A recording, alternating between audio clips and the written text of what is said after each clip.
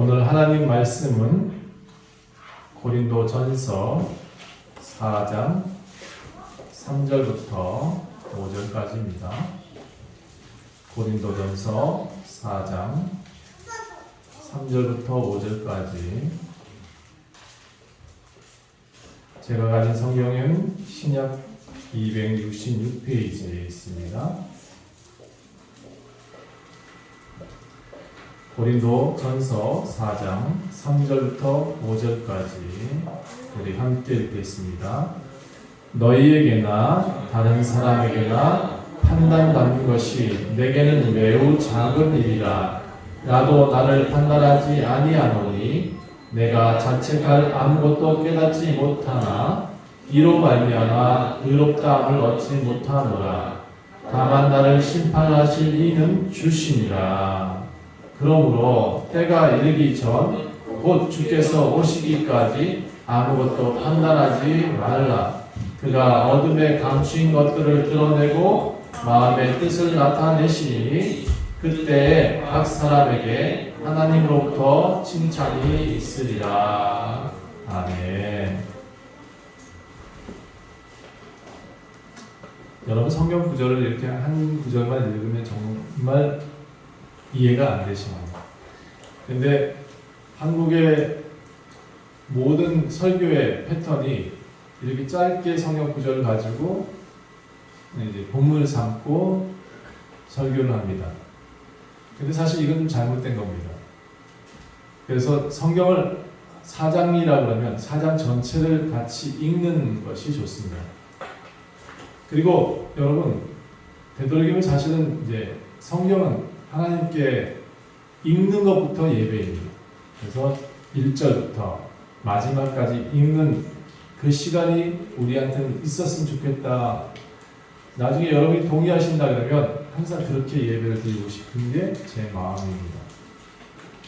여러분, 오늘 제목은 아버지의 심정으로라는 제목입니다.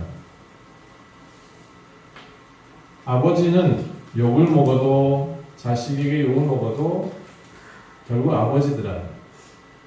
또 아버지는 자식이 아버지를 버려도 역시 아버지는 아버지 역할을 해야 되는 게 또 역할입니다. 부모가 되면 자식들을 사랑할 수밖에 없습니다.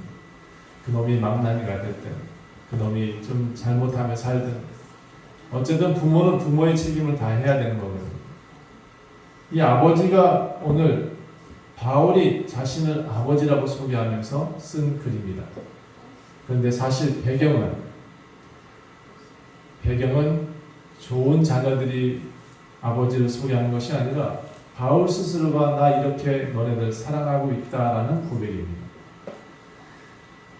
자, 그보다 제가 잠깐 서론을 얘기한다면 저도 목회를 하다 보니까 참 다양한 경험을 하게 됩니다. 특별히 저는 자원에서 더 많은 경험을 하며 살고 있는 것 같아요. 사실 목회자가 참 외롭습니다. 아주 힘든 경험을 많이 하면서 살고 있는 것 같아요. 누구에게도 인정받지 못하고 또 누가 자랑하지도 않는데 묵묵히 가야 됩니다. 힘들죠. 누구도 이해 못하는 일이 많아요.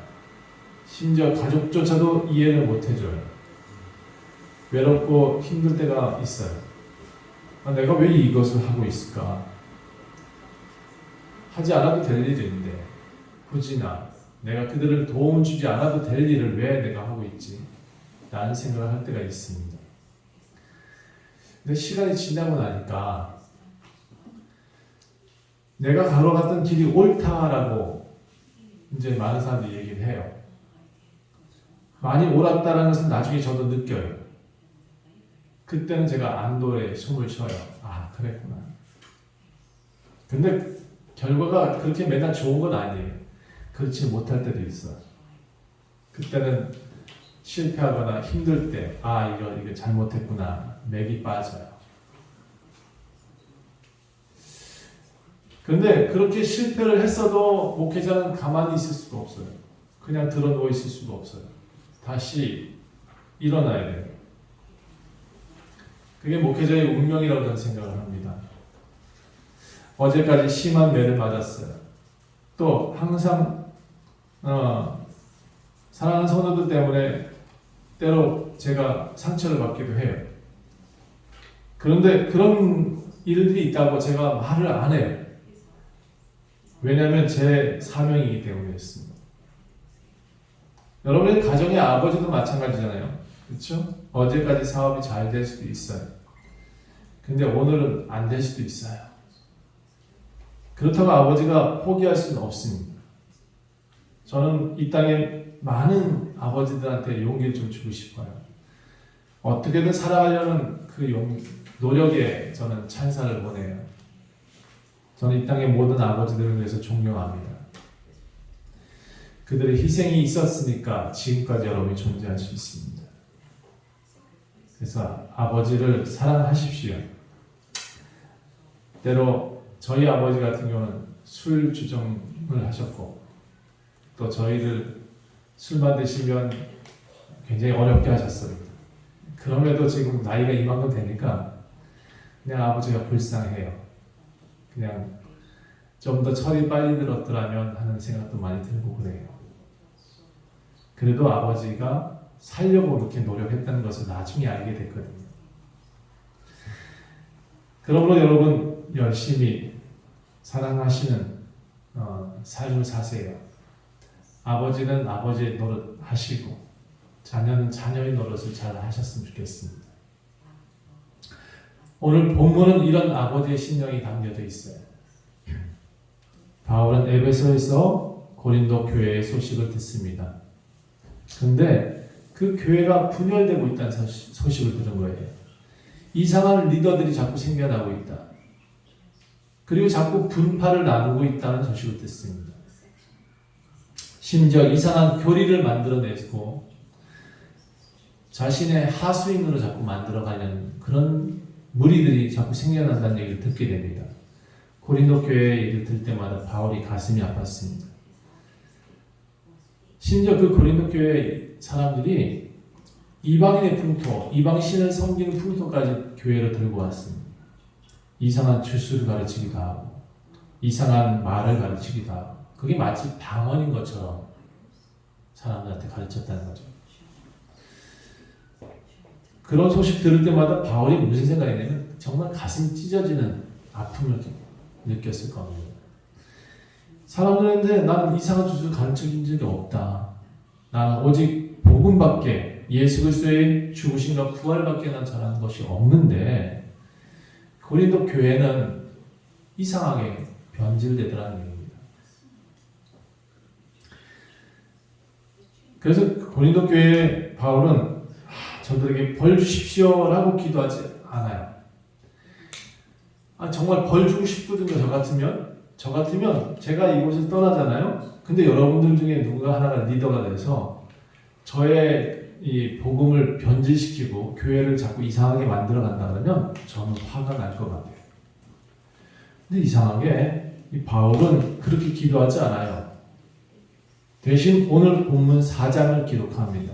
그 4장의 내용들은 성도들한테 쓰는 게 아니라 고린도 교회 사역자들한테 쓰고 있어요. 자, 뭐라고 하는지 한번 봅시다. 1절 이렇게 시작합니다. 사람이 마땅히 우리를 그리스도의 일꾼이요 하나님의 비밀을 맡은 자로 여길지어다. 그리고 그 다음 구절이 뭐냐면 그 비밀을 맡은 자들에게 구할 것은 기도해야 되는 것은 충성이다 라고 가르치고 있습니다. 이 2절만 가지고 제가 참 많이 어릴 적에 많이 들었는데요. 교회에 충성하라라는 말로 많이 들었던 것 같아요. 여러분, 교회에 충성하지 마세요. 목사가 이렇게 참 말하는 일도 참 드물 거예요. 그렇죠? 성경 구절은 맡은 자들에게 구할 것은 충성이다라고 말했어요. 이건 사역자들한테 하는 얘기예요. 거기 고린도 교회의 사역자들이 너희가 뭔가를 맡았다라면 충성해야 된다. 그것을 할 수 있도록 기도하라 라고 가르친 거예요. 그런데 많은 교회에 제가 들어보니까 이 구절을 가지고 성도들한테 교회에 충성하십시오라고 가르치더라고요. 아니에요. 절대로 교회에 충성하지 마세요. 교회는 충성을 다하는 곳이 아닙니다.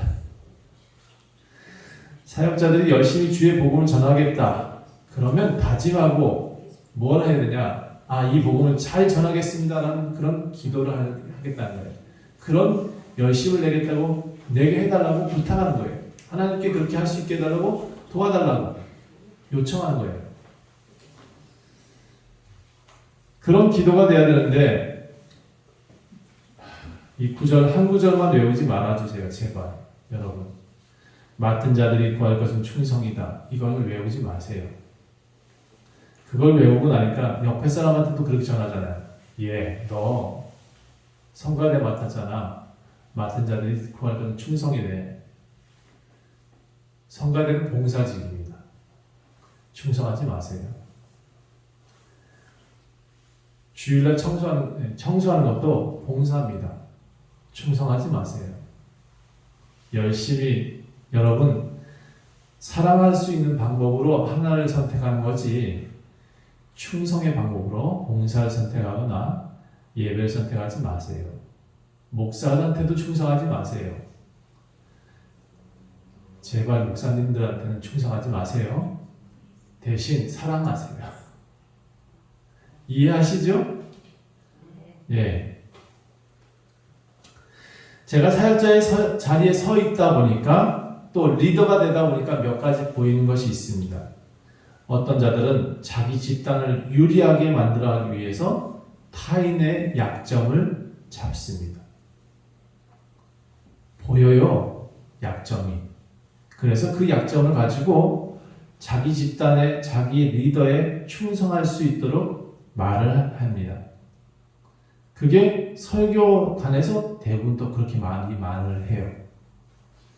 은근히 그 사람이 들으라는 것처럼 말을 하는 거죠. 그래서 앞에 서 있는 사람한테 충성할 수밖에 없게끔 유도해 갑니다.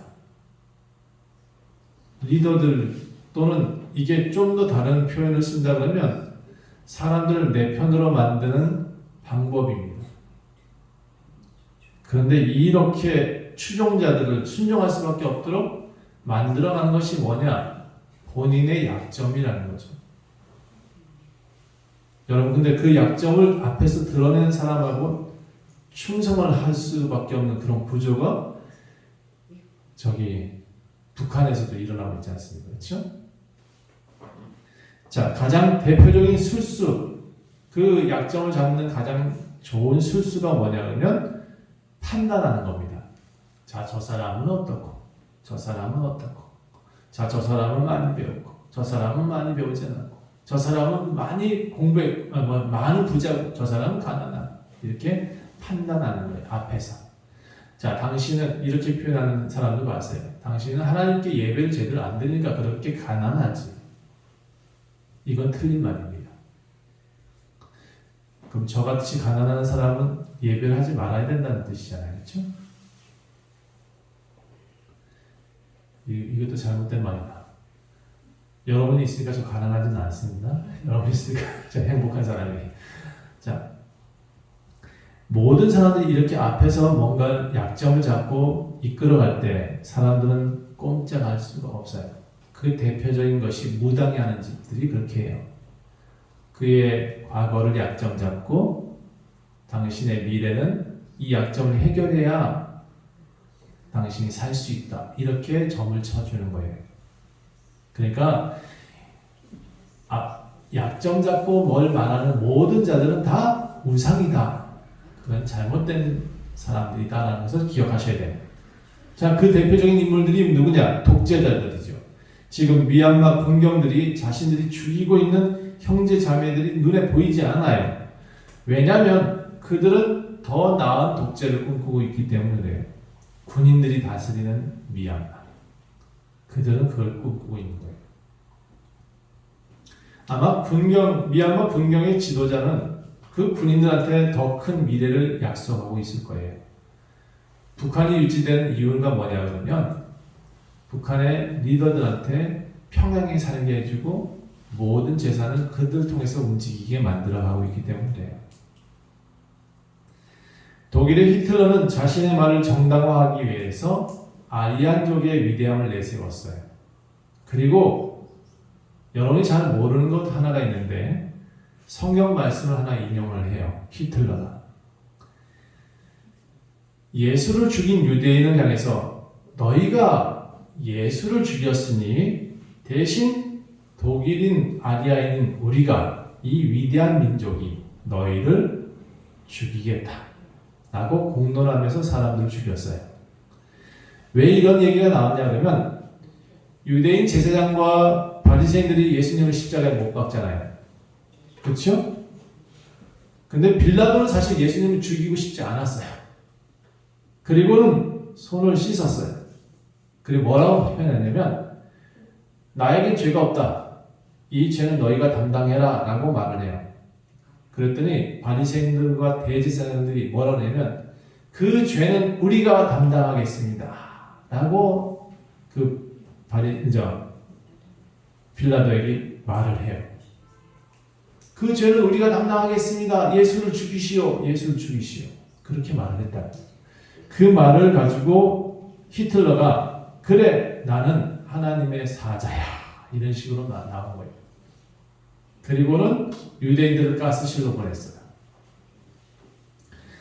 여러분 이 말씀 한 구절을 인용해서 너희 죄를 당하라 라고 말하며 유대인을 가스실로 보낸 히틀러.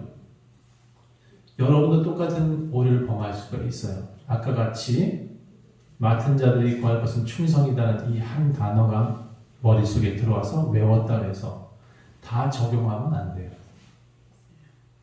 그걸 다른 사람한테 적용하기 시작한 순간부터 이단이에요.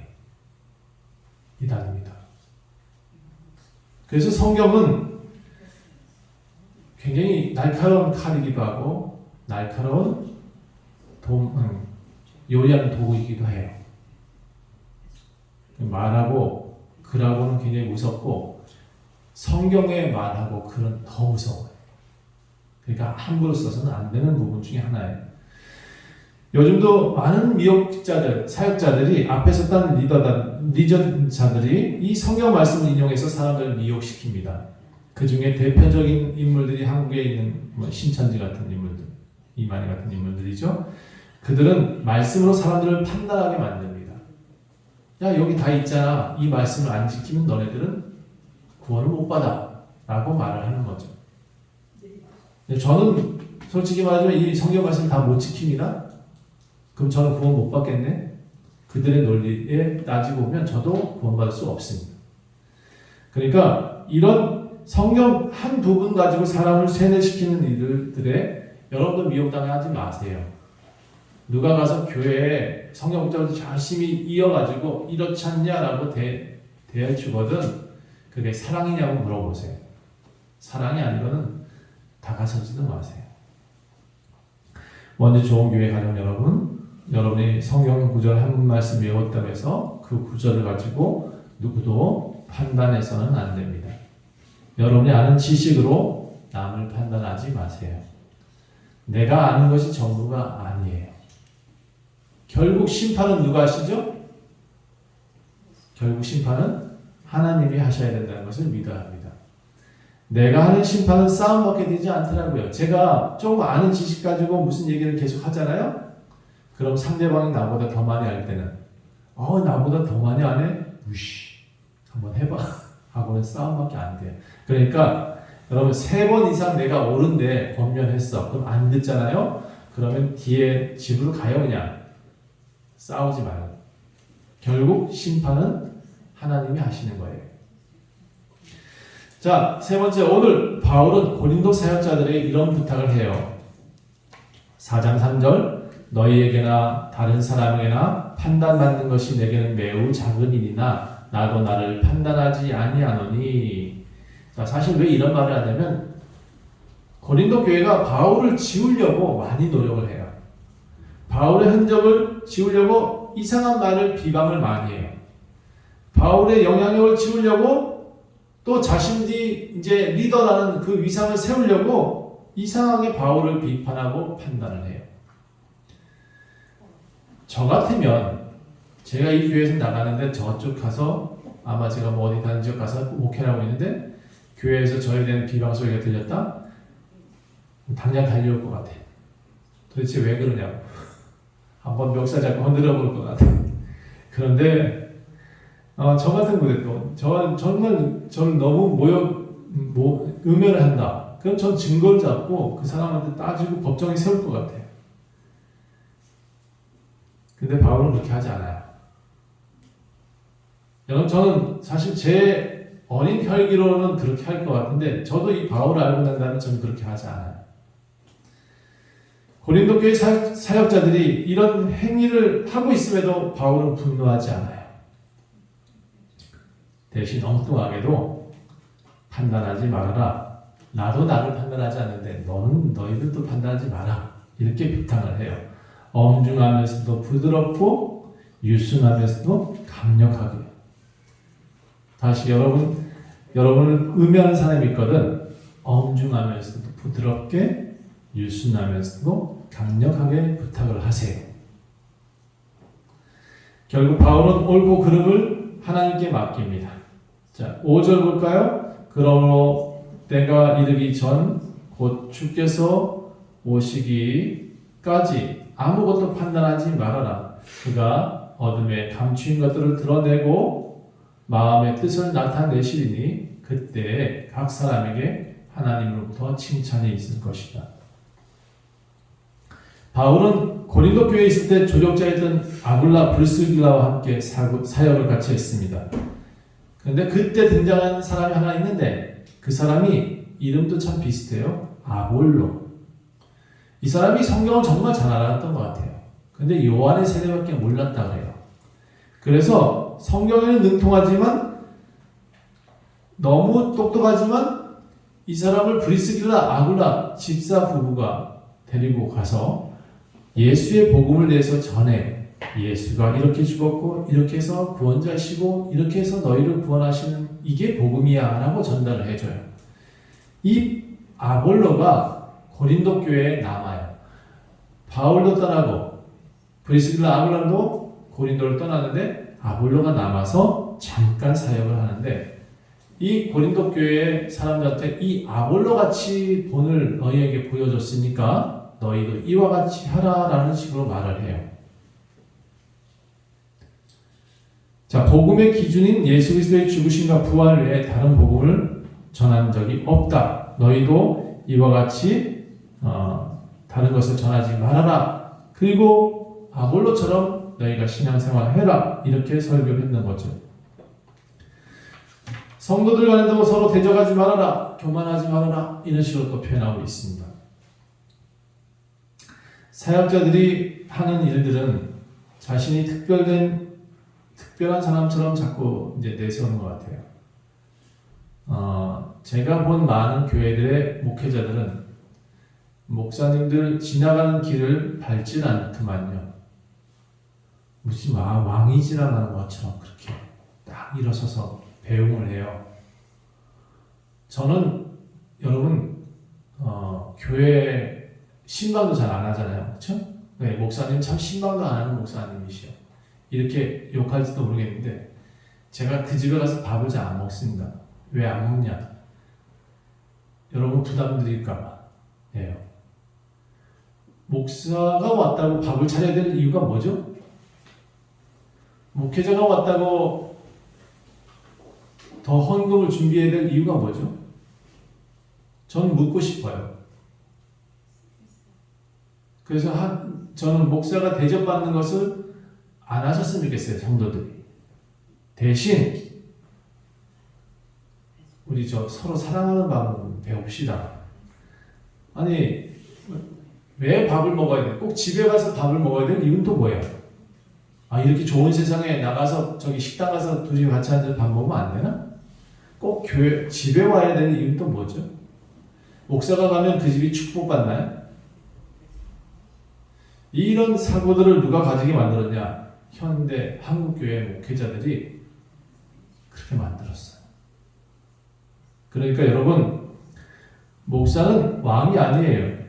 군림하는 존재가 아니에요. 그런데 이 고린도 교회에 남은 사역자들이 어떻게 가르쳤냐? 나 왕입니다 라고 가르친 거예요. 나는 이렇게 당신들을 가르치는 자입니다 라고 말을 하면서 나만 성경을 읽을 수 있으니까 따라오시오 라고 했어요.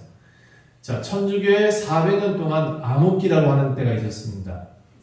그때는 사람들이요 글을 몰랐어요.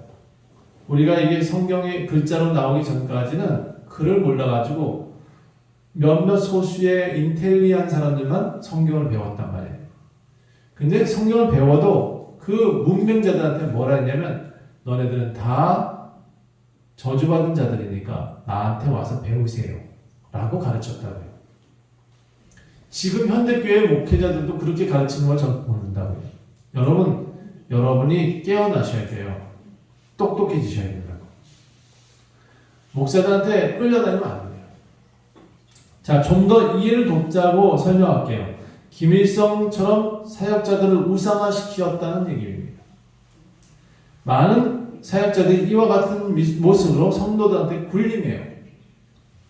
물론 제 생각입니다만 제도 안에 갇혀서 우리 목사님 하는 사람들이 너무 많아요. 분명히 교회에서 문제가 생겼으면 목회자의 문제나 교회의 문제나 대안학교에 어떤 사람이 아이들이 맞고 왔다는 얘기를 했어. 그러면 정확하게 밝혀야 되는데 교회 안에 있는 이들이 쉬쉬해요.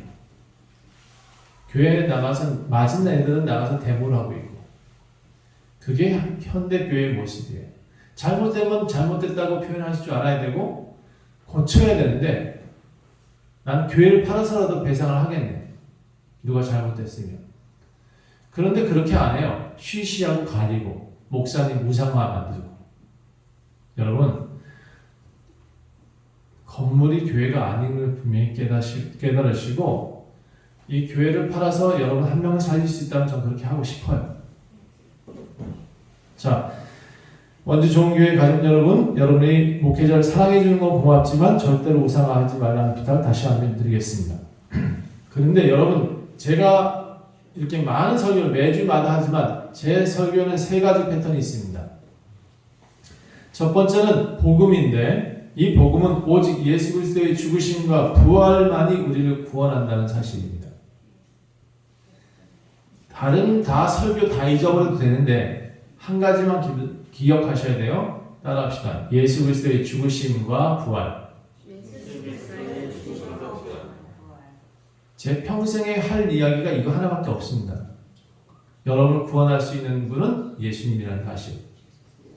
자, 혹시 그래서 좀 더 기억을 해주신다면 제가 여러분 강조하고 있는 것 하나가 있죠? 우리가 이런 고백을 해야 된다고 가르칩니다. 주는 그리스도시요 살아계신 하나님의 아들이십니다. 같이 해볼까요?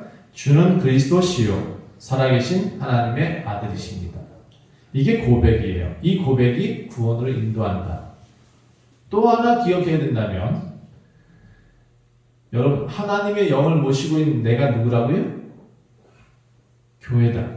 내가 성전이다.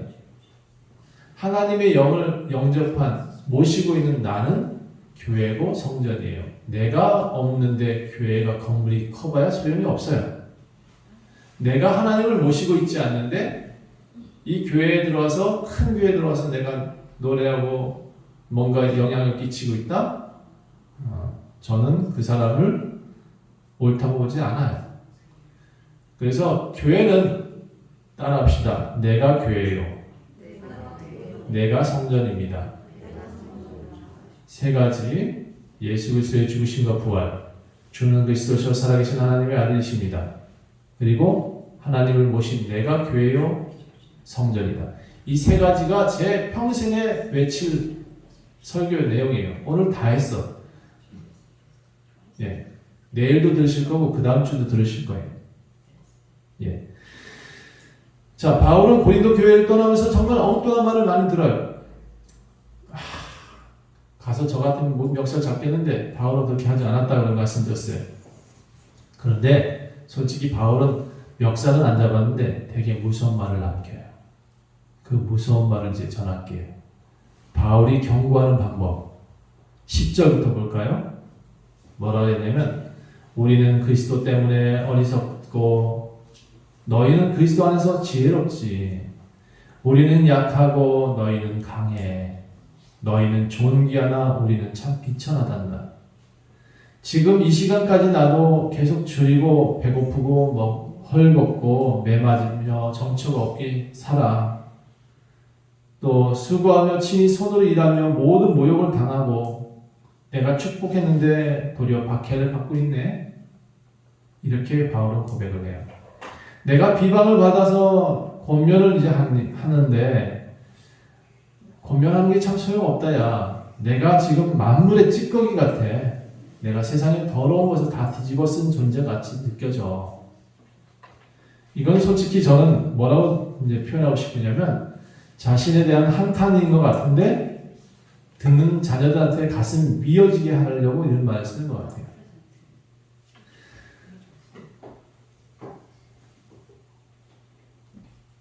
저도 이런 경우를 당했어요. 열심히 사람들 도와주는데 제 앞에서는 아무 말 안 하다가 뒤에서 들리는 소문들이 나쁜 소문이 있을 것 같아요. 그런데 사실은 아직까지 제 면전에서 그렇게 저한테 나쁘다고 말한 사람이 한 명도 없어요. 다행스럽게도. 혹시라도 하는 마음에 이렇게 여러분 이해를 돕기 위해서 설명하는 거예요. 제가 도움으로 많이 도와줬는데 배신을 했다. 아주 비슷한 경우가 있을 수 있겠죠. 우리 교회에 나왔는데 열심히 그들을 돕고 그들을 위해 기도하고 그랬더니 어느 날 교회를 나갔어. 그래서 나가면서 한다는 얘기가 그래요. 목사님은 기도를 안 해주신대. 목사님은 교회를 안 지키고 있대. 이런 얘기 자꾸 들려요. 그래서 제가 그랬어요.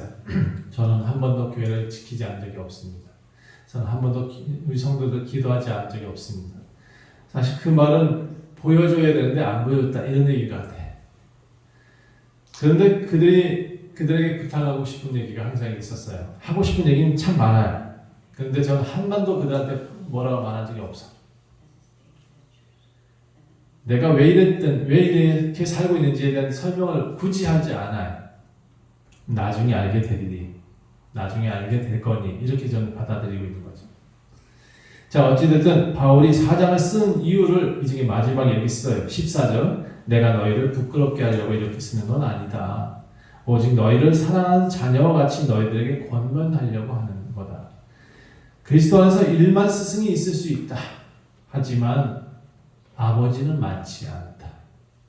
나는 그리스도 안에서 복음으로 너희를 낳은 아버지다 라고 말을 합니다.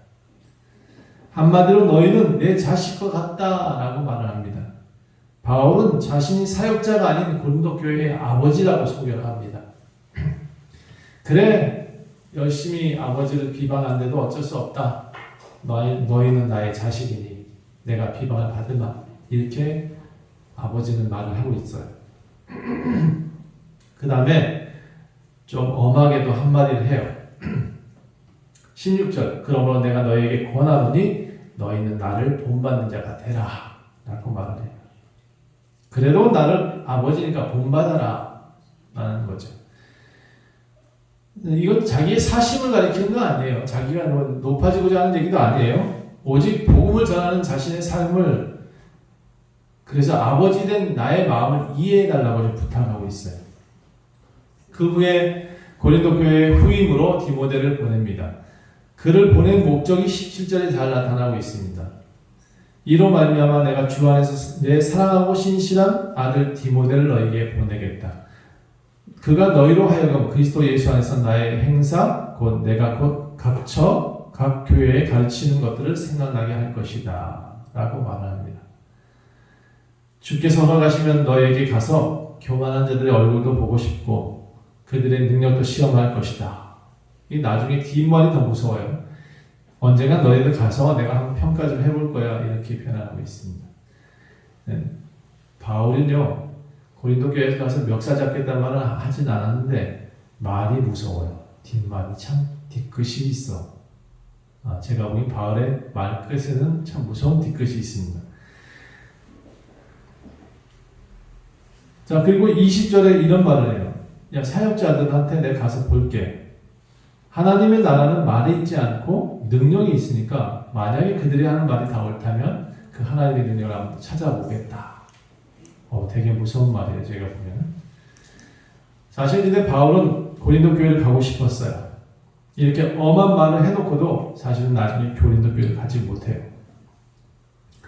내가 언젠가 아버지인 내가 너에게 나아가겠다. 엄하게 말을 해놓고도 가지 못해요. 왜냐하면 고린도 교회인들은 다시 바울이 온다는 것을 철저하게 막아요. 이상하죠? 그래서 지금 고린도 교회에 터만 남았나? 그런 생각이 들어요. 절대로 바울이 돌아오는 것을 원하지 않아요. 그래서 결국 다시 고린도 교회에 돌아갔다는 얘기가 성경에 나오지 않습니다. 자, 그런데 이 하나님의 나라는 말에 있지 않고 능력이 있다라고 표현하고는 한 가지 더 얘기를 해요. 21절.